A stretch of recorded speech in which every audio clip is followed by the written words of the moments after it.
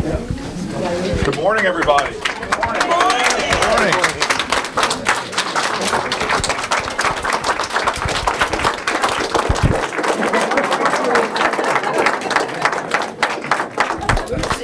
If that's the worst thing that happens to me, it's a good day. Yes. So I'll be brief. Good morning. I'm Richard Gollop, president of SEA, SEIU Local 1984. This is our fourth series in presidential candidates engagement with our membership and raising the Unions for All agenda. Senator Booker is a strong advocate of labor and the working class. And with that, I am going to turn it over to you, sir. Fantastic. All right. So I want to get to your questions, but I just want to orient you into who the heck am I. I'm a kid that was raised by two incredible parents who have seen the worst of America. They were civil rights activists and seen violence and discrimination, but always saw the best of America and know that we are who we are as a country because we came together and stood together and worked together. My dad is one of these guys, the older I got, the more difficult his stories of his childhood were. You know, he's like, son, the hail, when I was a little kid, it was the size of golf balls. By the time he was older, it was like beach balls were falling from the sky. I still remember, son, let me tell you about when the tsunami hit my town. And I'm like, Dad, you grew up in the mountains of North Carolina. And he goes, don't you disrespect me, boy. Thou shalt honor thy mother and father. It happened a long time ago, before the internet. You can't look it up, but it happened.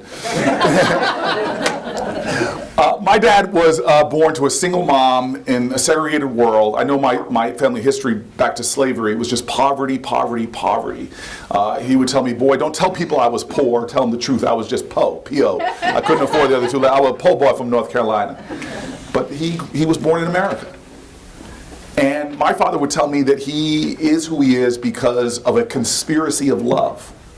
Because of people that were not related to him, often didn't look like him or pray for him, were willing to fight for him. My father's mom couldn't take care of him. She got ill, and it was a community that took him in.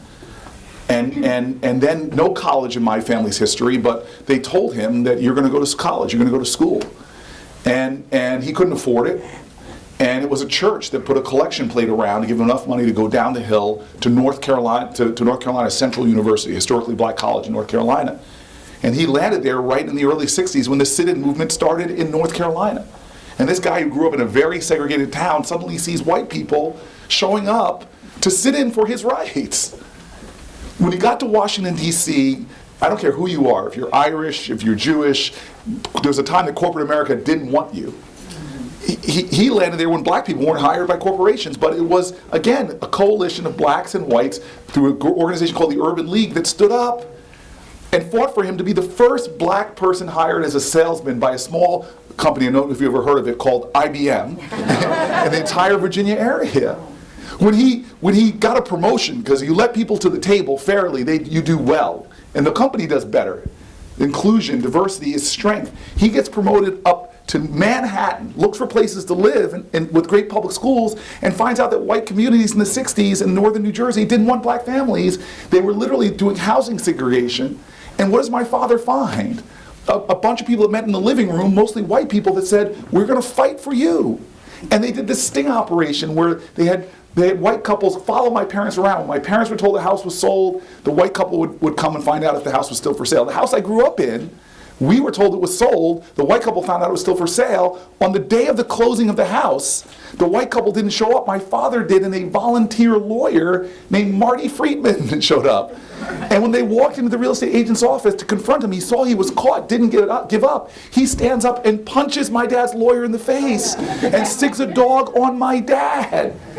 And as I was growing up in this beautiful home, in this great community, every time my dad would tell this story, the dog would get bigger.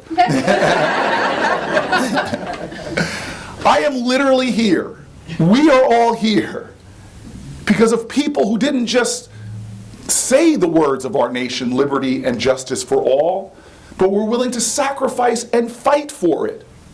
My dad watched me growing up and said, boy, don't you ever walk around this house like you hit a triple. You were born on third base. When I went off and got, got a scholarship to play football at Stanford, stayed and did my master's, went to Oxford on a Rhodes Scholar, came back to Yale Law School, my dad was not impressed. He's like, boy, you got more degrees in the month of July, but you ain't hot. Life ain't about the degrees you get, it's about the service you give. And my faith and my family, the values I was raised with, what did I do after I got my Yale Law degree? Is I moved into one of the poorest neighborhoods in my state, in the inner city of Newark, New Jersey, to do what? To be a tenants' rights lawyer. Why? Because people fought for my housing rights. I'm going to fight for other people's. I still live in that neighborhood today. The only person running for president, the only person in the Senate that lives in a neighborhood, black and brown community below the poverty line. And we don't make the mistake in my community of mistaking wealth with worth. We're an incredible community. And so I want to get to your questions. I want you to know my values. I fight every day. Life is about purpose, not position. I may be running for president, but I'm fighting for the same reason I ran for city council back in the 90s. It's a fight for people that are too often left out of the equation. For families like mine, who were looked down upon or discriminated against, to make this nation's promise real for everyone. That's why I fight. But how we fight, that's what I know, is we stand up for each other. Our strength comes from each other. We are each other's hope. We are each other's promise. When we stand up and organize and mobilize, that's how we win. People want to make this election all about Donald Trump. It is not about one guy in one office. It's not a referendum on him, it's a referendum on us. When we come out, when we stand up, when we bring out the swarm, we win elections. This last election, in some states like Wisconsin, he got less votes than Mitt Romney got. We saw a massive, in African American community alone, in Michigan, Pennsylvania, and Wisconsin. If blacks came out at the same rate they came out in 2012 as in 2016, we'd have President Hillary Clinton right now. The next nominee better be that one that can excite, can engage, can ignite a movement, because I'm not in this just to beat Donald Trump. I want to beat Mitch McConnell. Yeah. And that means we got to win Senate seats in North Carolina, my daddy's state. We got to win seats in Georgia. We got to win seats in Arizona. We got to bring out a wave election. People tell me about the polls right now, and I laugh. We have never had somebody from our party, never, in the lifetime of anybody in this room, somebody who was leading in the polls right now has ever in the Democratic Party gone on to be president. Think about it.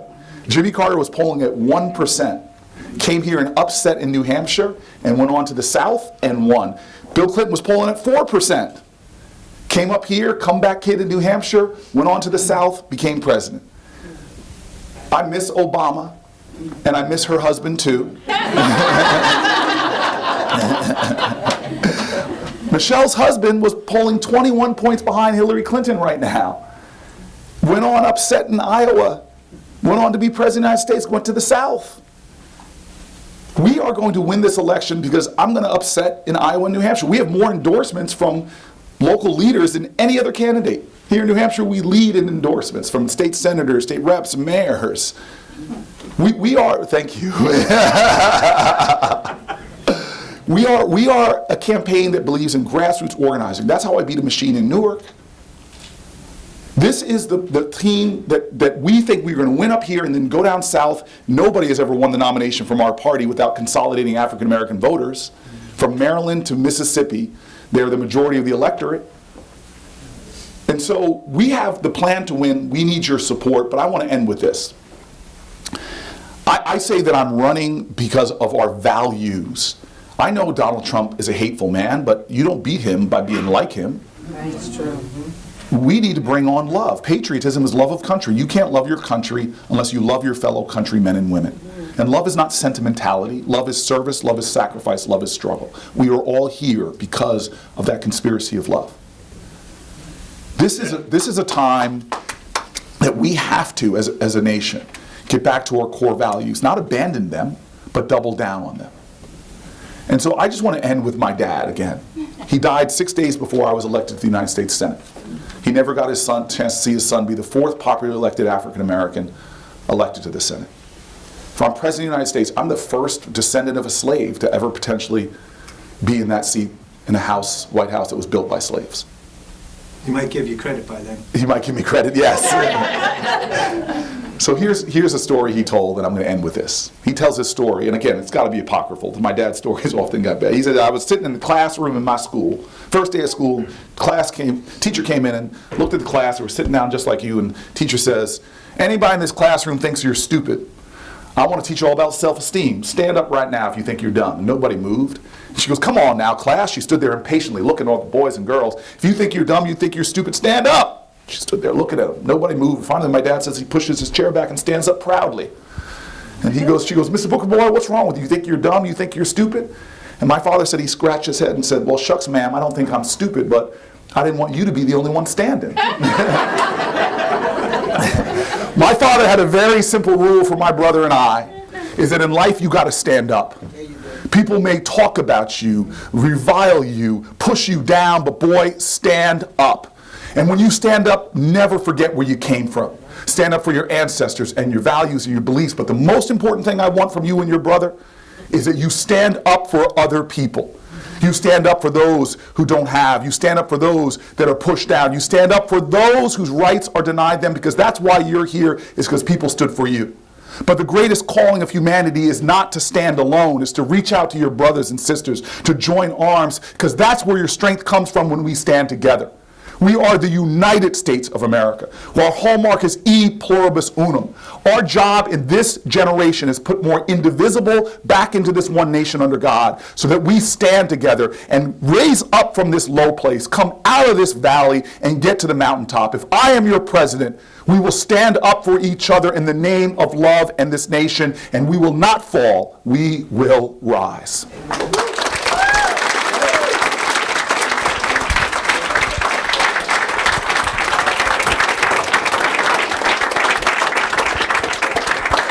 God bless coffee. Thank you, Senator. So Gloria has volunteered to be our mic runner today. Thank you, Gloria.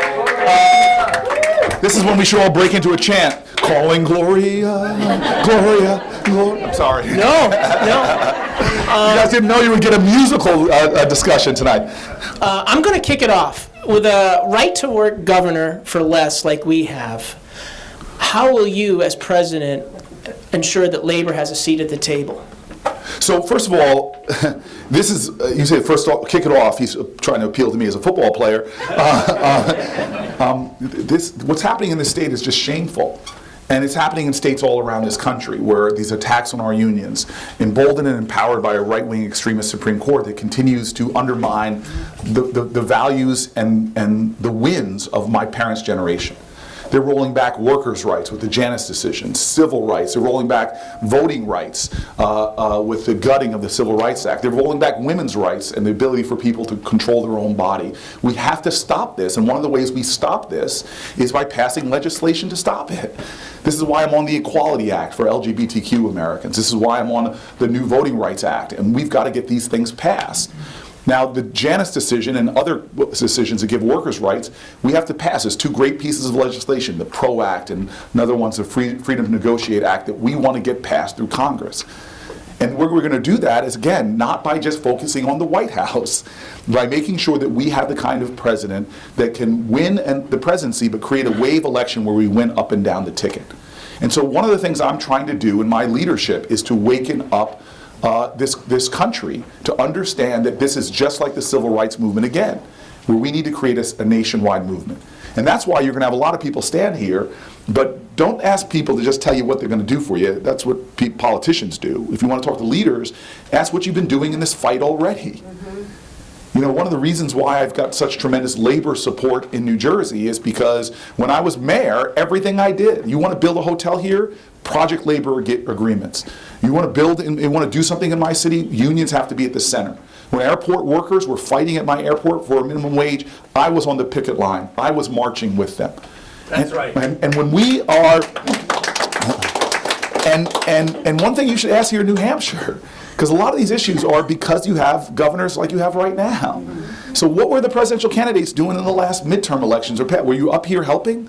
There's nobody in this race who helped raise more money for local elected officials here to make sure that you won back your legislature, make sure that you push back on this governor than I did.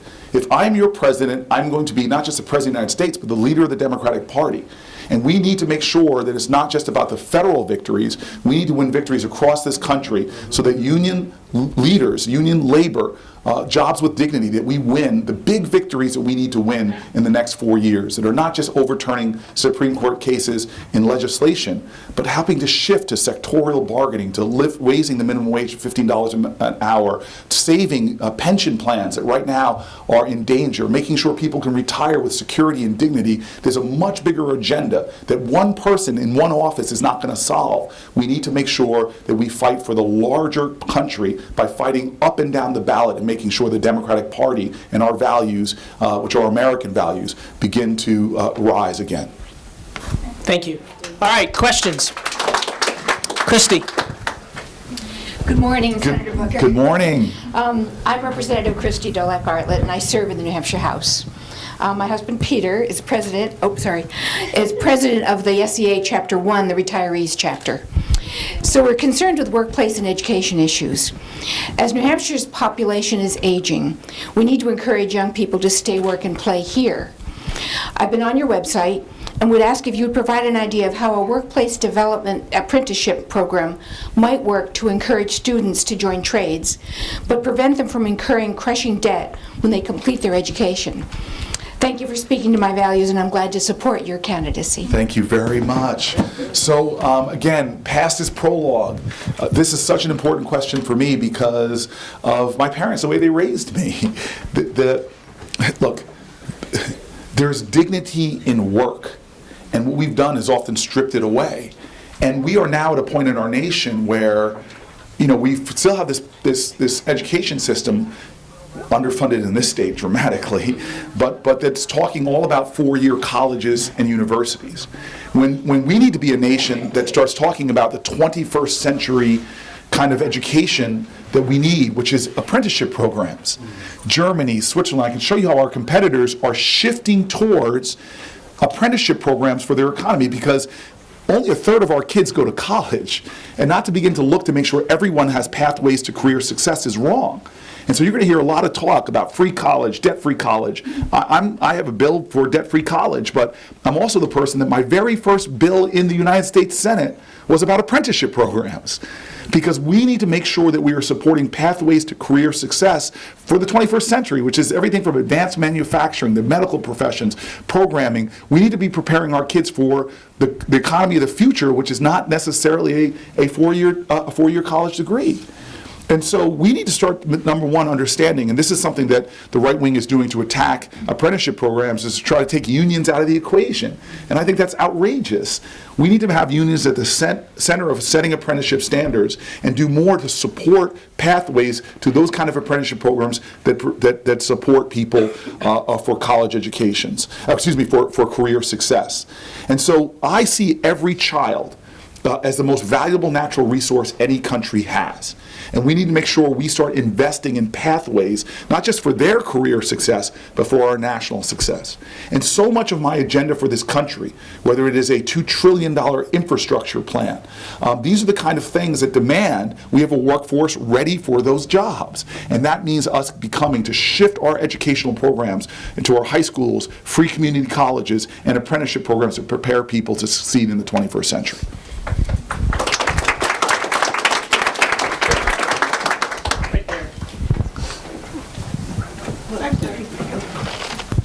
Good morning. Good morning. My name is Brenda Lett, and I work for the Department of Corrections here.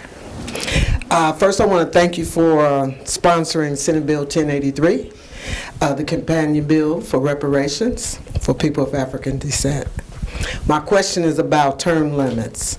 Can you support term limits for the U.S. Congress? So, thank you very much for applauding her. So to be short and direct, in my agenda for doing things to change our Constitution, because you know the terms and everything is set out, this would take a very big effort. Of the things I want to change, term limits is not in the top 5. But I'll be clear with you, I'm open to that. And I talked about it for Newark. In Newark, we used to have these dynastic mayors that would last 4 terms, 5 terms, and it led to bad things happening. It's not a bragging point, should get no applause, but I'm the first mayor that wasn't indicted and convicted of something since the 1960s.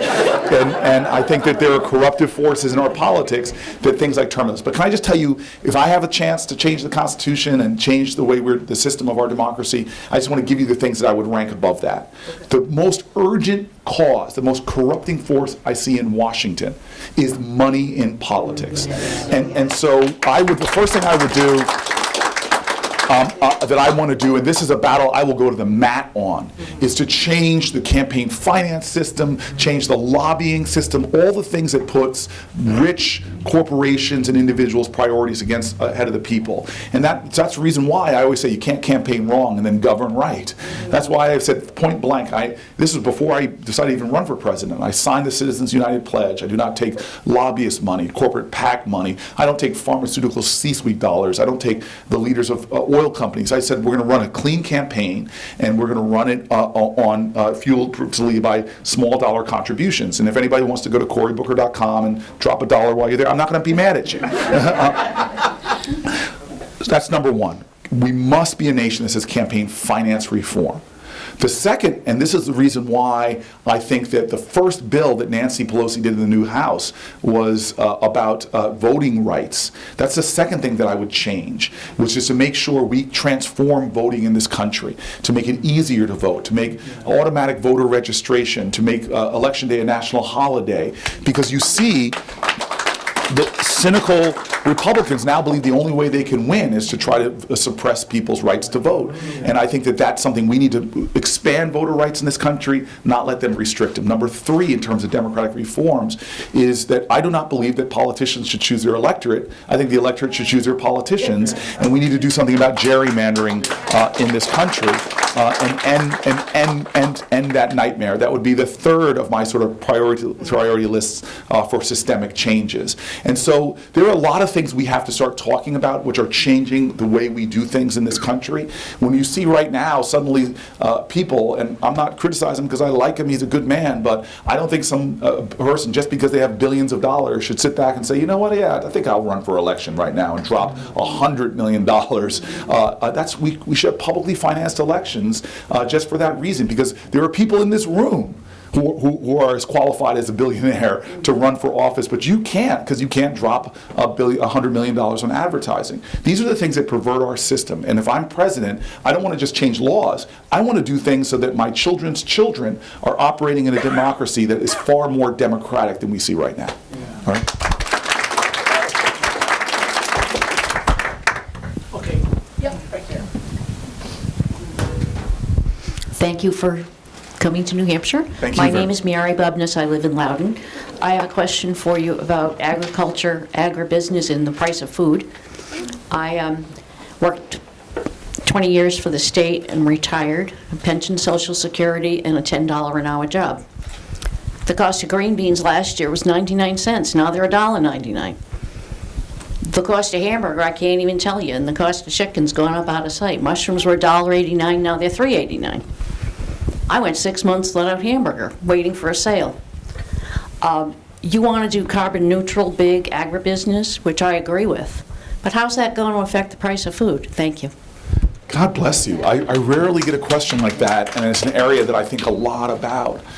Again, this is not... I will come to the White House with a much different set of experiences than anybody else in this race. And one of them is just living for the last 20 plus years in a low-income community. And so my folks, I see people on my block that work longer hours than my parents did. And at my corner bodega, they still need food stamps to feed their family. We have a real crisis, and it's not just a crisis for us. We live in this interconnected world. It's a crisis for independent family farmers who are being driven out of business right now because of things like our farm bill.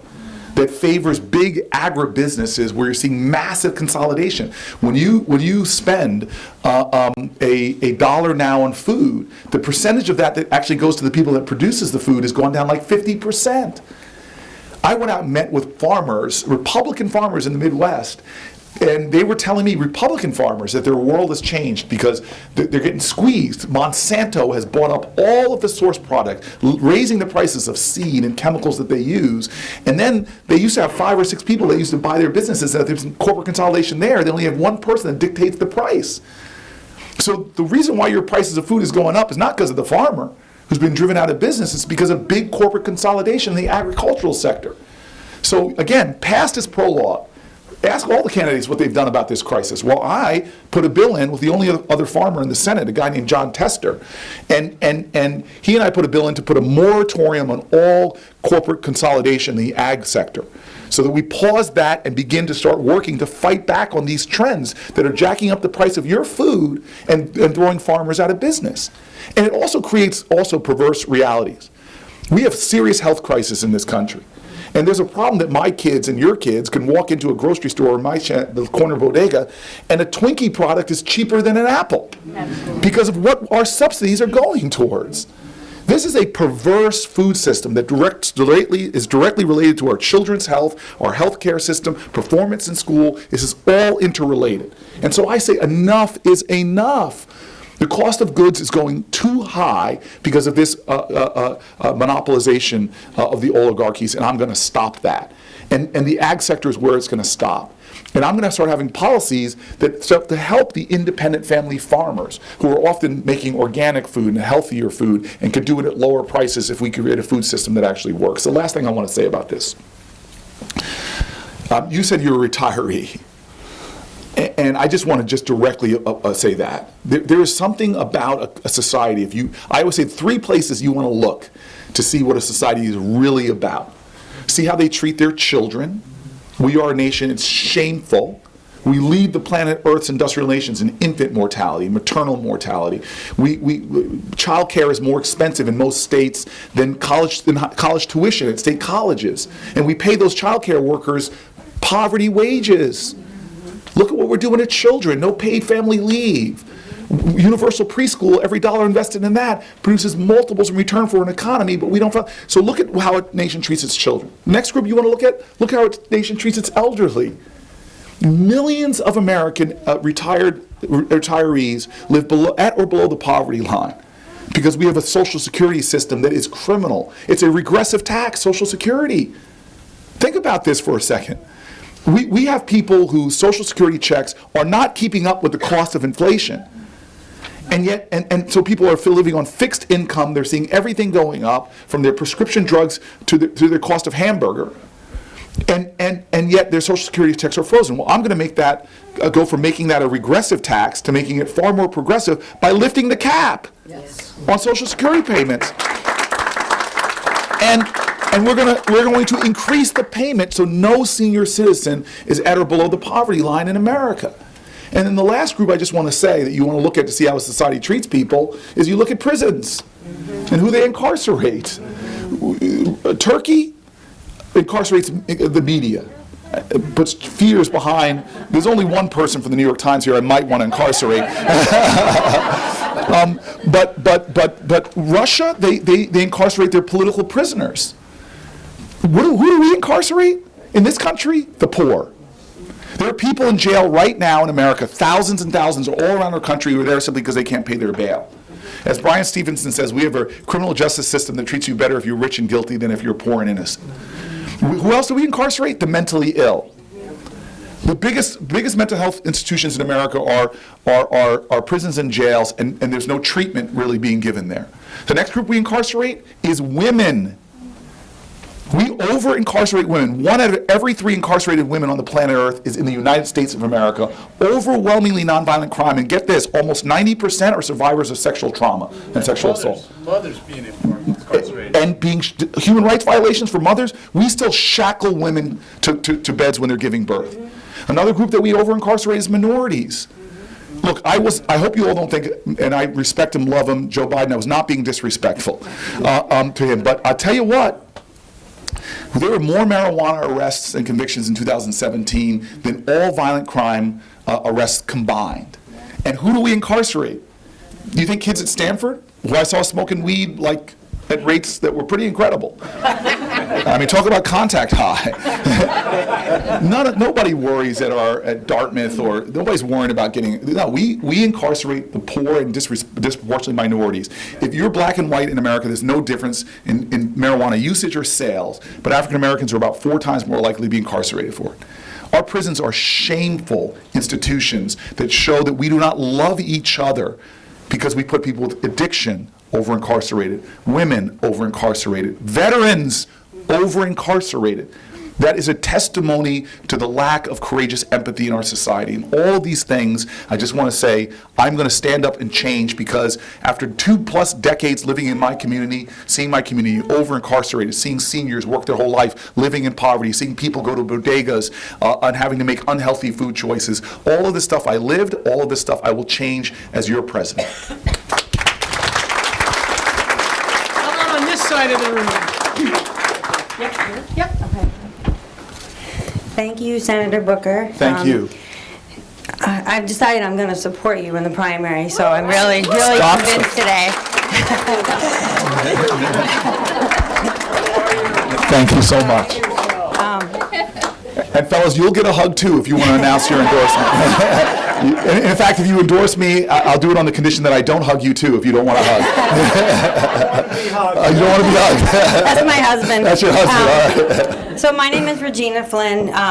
I've been involved in politics since my high school history teacher, Kevin Fleming. Some of you may know him. I knocked on doors for Gary Hart. So I've also was a town chair of my town committee during the 2008 election. So anyways, I'm just going to be a little emotional, but so I came to the state. My first job as a poor single mother, and I was able to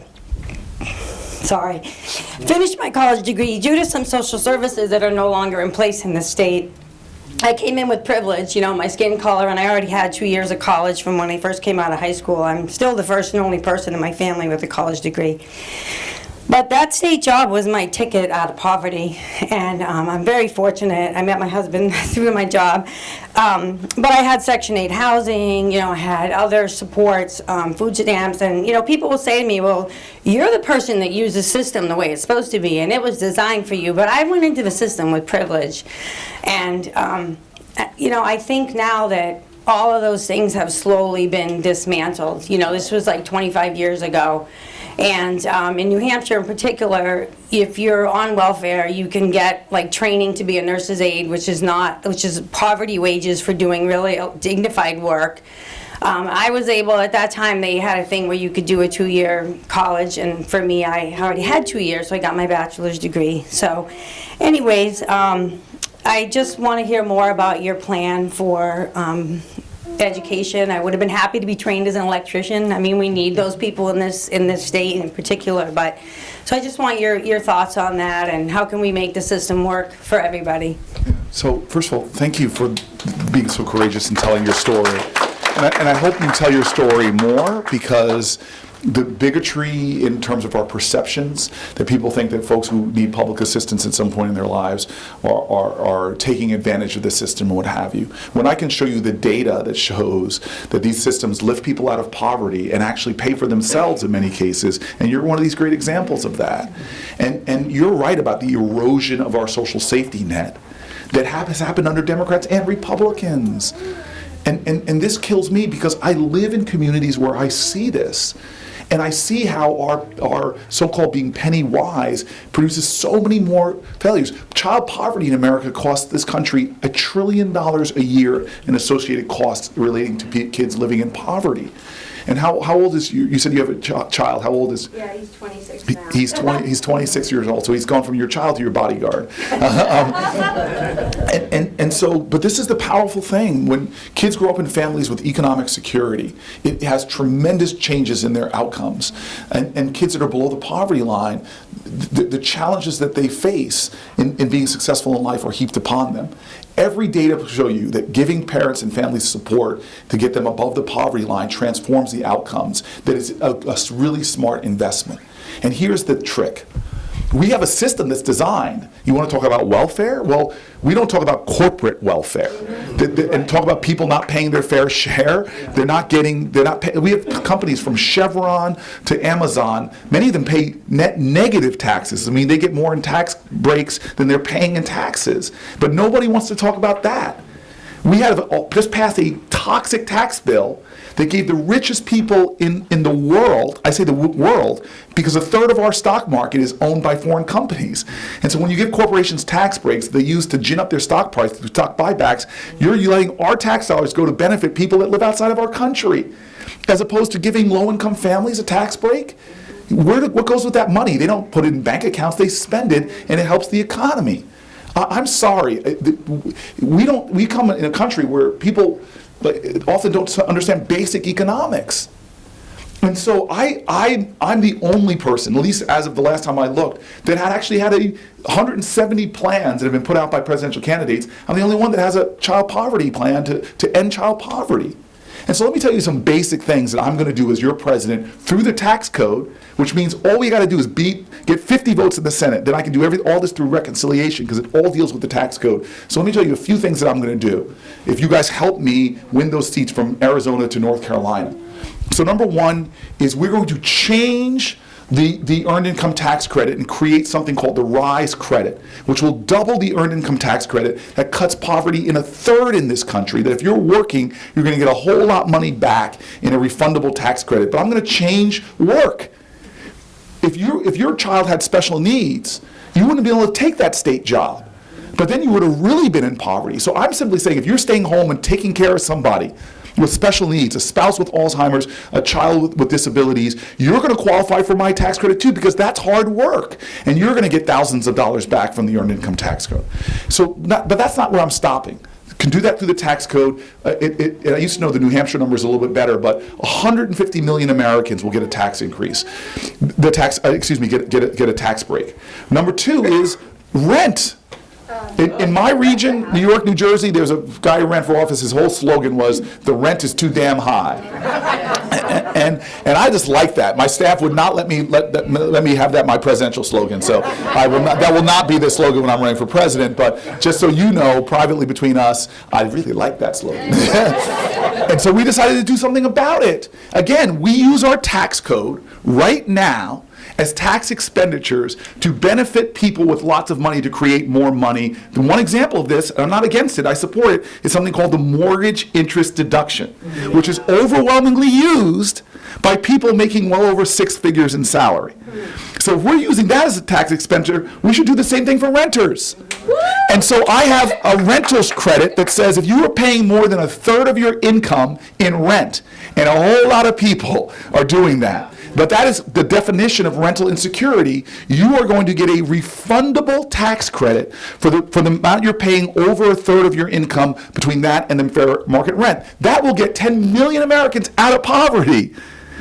So my plans are very simple. I am targeting them towards working Americans to make sure that our tax code doesn't benefit that hedge fund worker who pays less than a percentage of their taxes than you do as a hardworking person. It makes work pay. Because now if you're on my block and you're working at the airport and you have President Booker, okay, these things are going to happen. Number one, we're lifting your wage to $15 an hour. Number two is we're going to give you retirement security, increasing your Social Security payment. Number three is while you're working, we're going to make sure that your children, no matter what they want to do, they're going to have pathways to apprenticeship programs and affordable debt-free college. Next thing is they're going to live in a house where they're not going to be facing eviction every month because they're going to get that renter's tax credit. Then their wages are going to be even higher than $15 an hour because you're going to qualify for the earned income tax credit that's going to bring thousands of dollars back. Now suddenly we have a society where they're going to have affordable child care, because that's critical. Critical. They're going to have universal preschool. We're going to make this a society that works to make sure that every child, no matter where you're born, your family is not in insecurity. That's an America we can do for. And by the way, these aren't pie in the sky plans. These are things we can do and afford. And how we're going to do them. I disagree with some of my candidates on how they want to pay for things, but I'm going to show you we can pay for that by reversing these toxic Trump tax cuts, by changing the estate tax, which affects 1% of Americans, going back to those wild old days of 2009, raising the estate tax and getting rid of a lot of these loopholes. And we're going to pay for this by taxing what they call capital gains as ordinary income. Now, what are capital gains? Well, most Americans don't experience capital gains, and there's capital gains exemptions for your first $5 million, which means most of us are never gonna have to worry about this. But changing capital gains means that if I invest in a Picasso painting, I know some of you might have bought a Picasso recently. If you, a lot of people do this. They put $1 million in a Picasso, then they sell it at Christie's auction house for $10 million. That's taxed at a lower rate than you, who goes out and works hard for your money with your hands. We're going to change that, make it ordinary income. All of these things will give me more than enough money to pay for everything that I just said and have more money left over to do my infrastructure plan and more. This is an America that's not radical change, but it will make a radical difference for working Americans in our country, and that's what I'm going to do to address the issues that we talked about.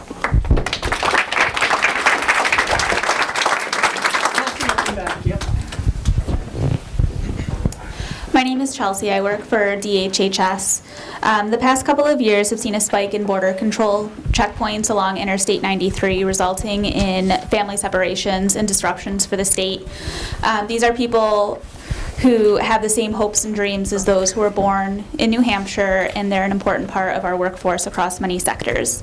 What can dreamers, many of whom came to this country at a very young age under circumstances beyond their control, and those who hold temporary protected status, expect from you? So not most of them, all the dreamers came here before at a very young age, and they are Americans in every way except for a piece of paper. They serve in our armed forces. They teach in our schools. They're entrepreneurs. They are Americans in every single way except for a piece of paper. And we will, under my presidency, we will secure their lives and get them out of this massive insecurity and put them on a path to citizenship, as well as their family members, which is really critical as well. And temporary protected status, we will extend that as well. But it's more than that. What this president has done is created such insecurity. I was with a 14-year-old in Nevada who was telling me her friend, American citizen born in this country, would not report an assault to the authorities because she was afraid that her parents, who are undocumented, would have to come in. That was horrific. And this is going on all over the country. The fear in this nation right now, people don't come forward and report crimes, don't participate in civic life because they're afraid that they or one of their family members will be deported. We are not a culture that does well in fear. And this immigration policies we have right now have injected fear into our culture, dividing Americans from their families, and it will not stand under my leadership. The final thing I want to say is this. I talk about love because it is why we thrive as a society. And love of country is a wonderful thing, but love should not stop at our borders. And when people come to this country in desperation, we should not treat them like they're criminals. They don't surrender their human rights when they come here. Now, I believe in having safety and security at our borders, but again, I can show you the evidence that we can accomplish that by affirming human rights, not tearing it away. The Obama program did this as pilot programs, but they showed working through the civil courts, not the criminal courts, through family case management plans. They didn't even need to detain people. They had 100% compliance with our civil system. And yet we are spending hundreds and hundreds of millions of dollars, billions of dollars, detaining people that are no threat to this nation whatsoever, violating their values, violating ours, and making our country less safe. This system does not work. I will make this nation safer and stronger and more economically viable and create more jobs and have more tax revenue by destroying this system as we know it and having a system that really fundamentally prioritizes American values within our immigration system. I promise you, we will be a safer country and a stronger country as a result of it.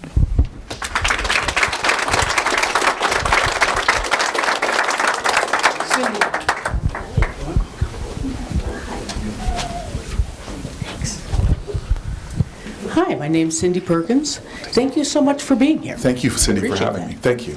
I work in employment security. means I get to look at wages and things a lot and have a lot of discussions. And I lead the Fight for 15 committee All right. here. So the question is, one of the questions that I frequently get is, if we have a $15 minimum wage, we know historically that it'll ripple up and everybody's wages will go up, especially in the bottom 20%.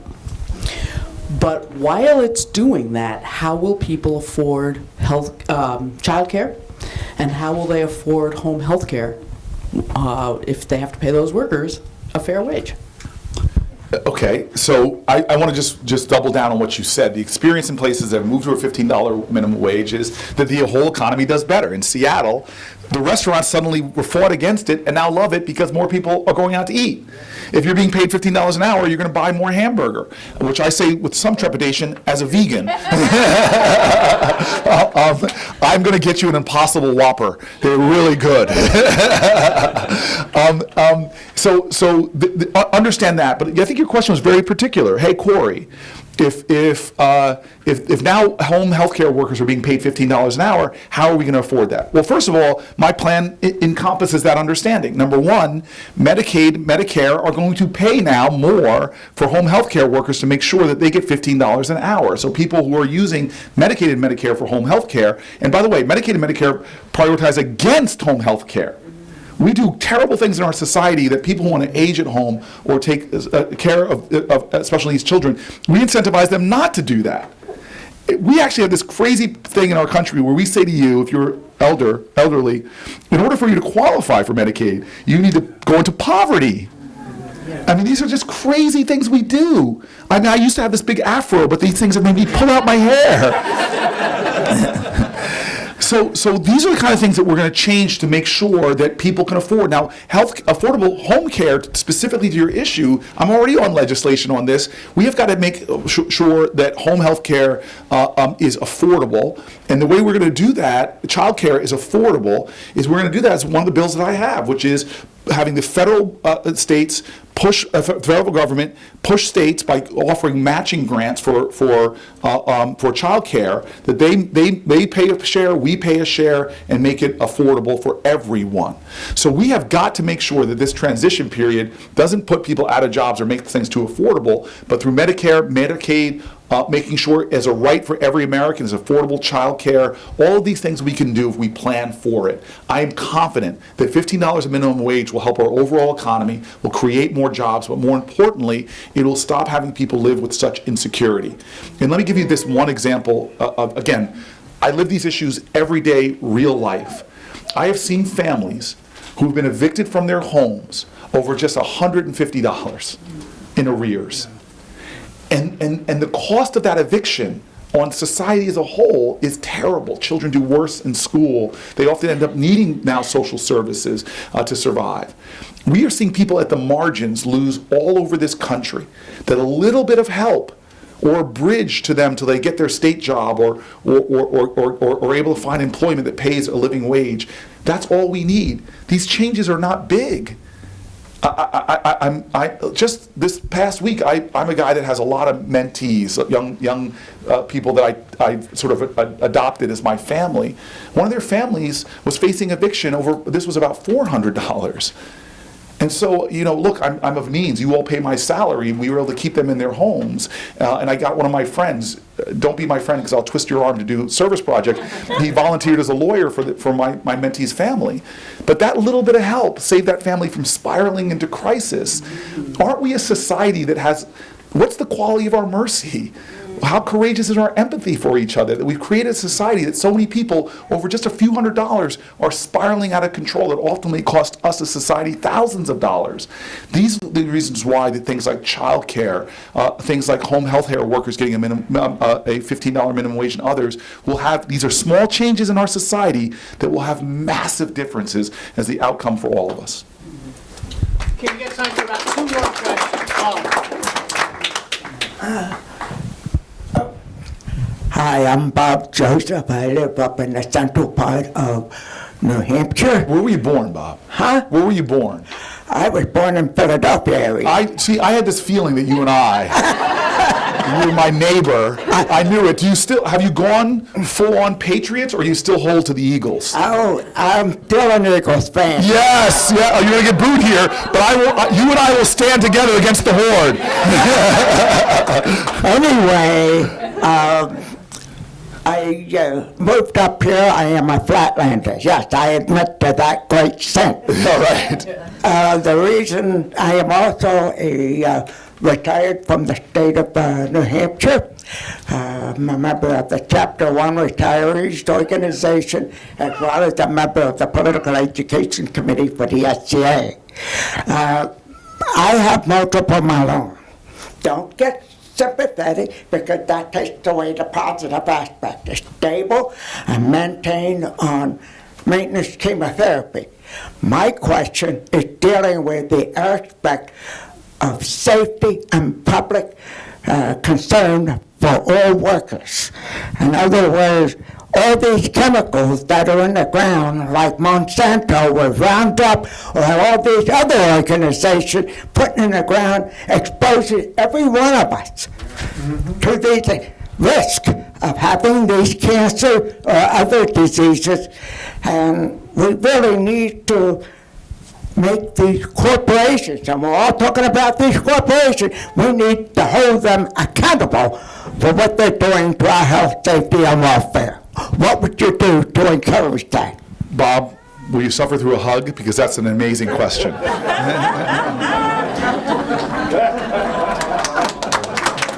Thank you. So you all should know this. This is such a pet issue of mine. I say a pet issue because I live this issue. My children are being poisoned.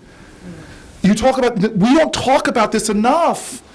One of the first bills that I worked on was a toxic chemical law, because we have this crazy country in this sense that are chemicals that we pollute out, that are in our clothing, that are fire retardants, that are on our furniture. We have this theory in this country that these chemicals are innocent until proven guilty.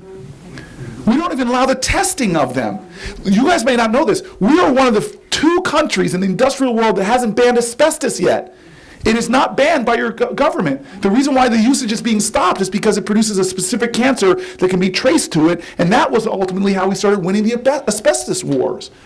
We have so many chemicals that are poisoning us, and you all know this in New Hampshire with the PFAS problems in your water. Right. And so I founded the Environmental Justice Caucus in the Senate because I see this. We used to be a nation that loved our children, not just with words, but with a lot of our laws. We used to have this law to clean up Superfund sites, which was a small tax on chemical companies that had money. It was reauthorized by Ronald Reagan. Mitch McConnell voted on it. But in this era of Grover Norquist, no new taxes, we haven't reauthorized that. Guess what's happened to the number of Superfund sites? They've gone up. But now we have something that's powerful, longitudinal scientific studies. We now know that children that live within 2 miles of Superfund sites have higher rates of autism, higher rates of birth defects. But are we doing something about it? No. There are Superfund sites in every single state. And so the reason why this issue fires me up so much is because we're paying the healthcare costs. Cancer rates are going up in this country. And I believe it is because of the chemicals in our ground, chemicals in our air. There's so many things that we're not doing to control environmental justice issues. So please, please make me your president. It's one of the reason why I'm one of the few people in my climate plan is a whole pillar about environmental justice. We should not have anywhere in this country where there are lead pipes in the ground. We have 3,000 communities in America where children have twice the blood lead levels of Flint, Michigan. We should not have any of these abandoned uranium mines, coal mines, these Superfund sites. We have the ability to clean these things up, but we're not prioritizing this. And so I am a warrior on environmental justice, on holding these chemical companies accountable, on taxing them so that we have the resources to clean it up, to using the EPA far more aggressively than this president is to go after corporate polluters, to protect families and communities, to make sure when they drink from their water fountain, when they breathe their air, I can take you to communities where they're told not even to plant in their soil because it's so chemical and toxic. And so I see a sign waving back there by a man with far too much hair, his beard, his hair, that I have to wrap up right now. So can I say a closing remark? Bob, You are a great man.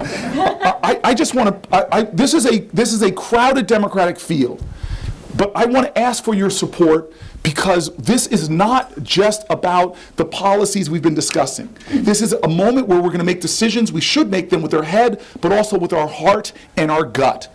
Who is going to represent the spirit of this country? And I'm telling you right now, I am not in this. I was going up to a stage in Iowa, and some big dude sees me. I don't know if you know, I'm a big dude. Former tight end for Stanford, All-American football player. The older I get, the better I was.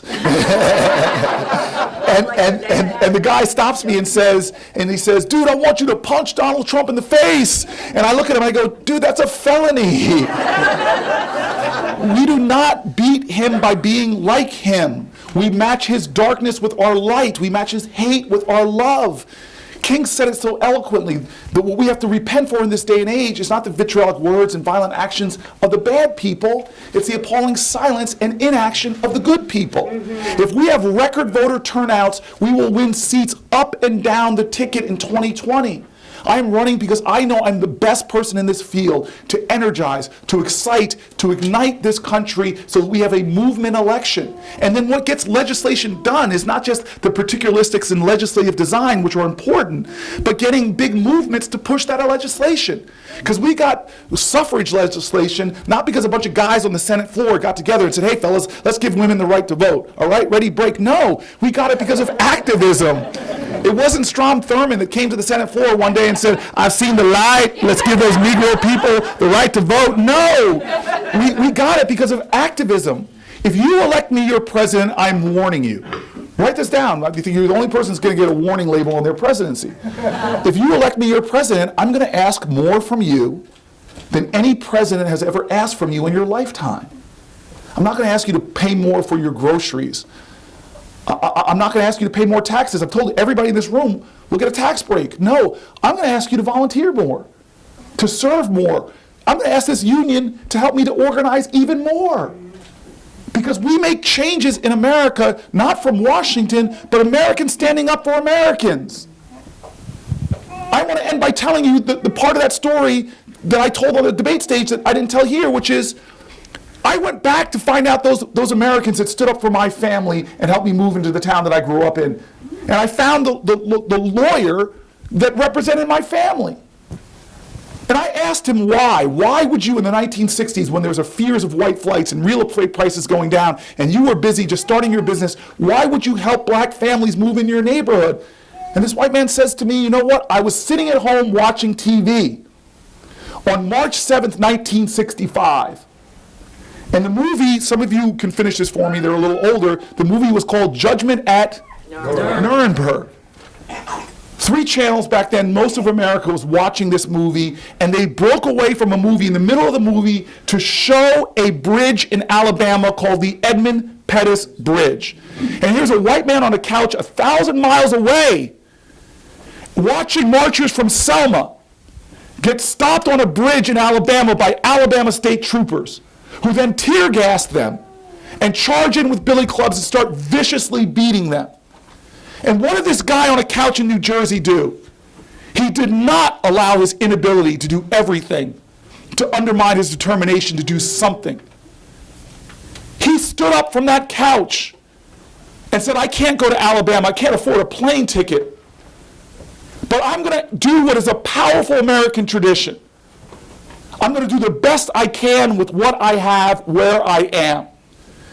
He was a patriot. He showed his love. He didn't talk about it. He called around to see who might need an hour of pro bono work that he could spare, and he found this group of activists, mostly white people too, that was trying to do something about real estate segregation in New Jersey. And he said they started working, 65 turned to 67. They got other volunteers demanding from their neighbors, join us in the fight for America. By 69, they had a whole system working. And he says, I'll never forget the day I get a case file from this family trying to move up from the South, frustrated and discouraged that their American dream was being stolen away from them by racism. And Corey, we went on to help that family. And you know what the names on that case file were? That family coming up from the South, the 2 names on that case file were Carrie and Carolyn Booker, my parents. I am literally a United States Senator, the 4th black person ever popularly elected to that office. I'm literally running for the highest office in the land because an American on a couch in New Jersey didn't just sit there, they stood up for our country. What is this election about? It's not about him, it's about will we stand, like my father taught me to do. Will we join together because the power of the people is greater than the people in power. This election is about organizing us. It's about igniting us. It's about us reviving civic grace, bringing nobility back to our civic spaces. It's about a more courageous empathy. It's about a more radical love. If we can ignite that spirit, every policy becomes possible. We will make the low places high. We will make the crooked places straight. We will bring justice into this country because it will roll down like water and righteousness like a mighty stream. Stand with me in this fight. And this man may be trying to tear us down, but I promise you, together we will rise. How about a big thank you for Senator Booker being here today? Thank you, sir. Thank you, everybody. Thank you very much. Before you leave, we'd like to get a group photo. So stay right where you are. A group photo. Thank you very much. Thank you. Thank you. If you have problems during football season, call me. So I think what we're going to do is we're going to turn around and face this wall, hold this banner maybe.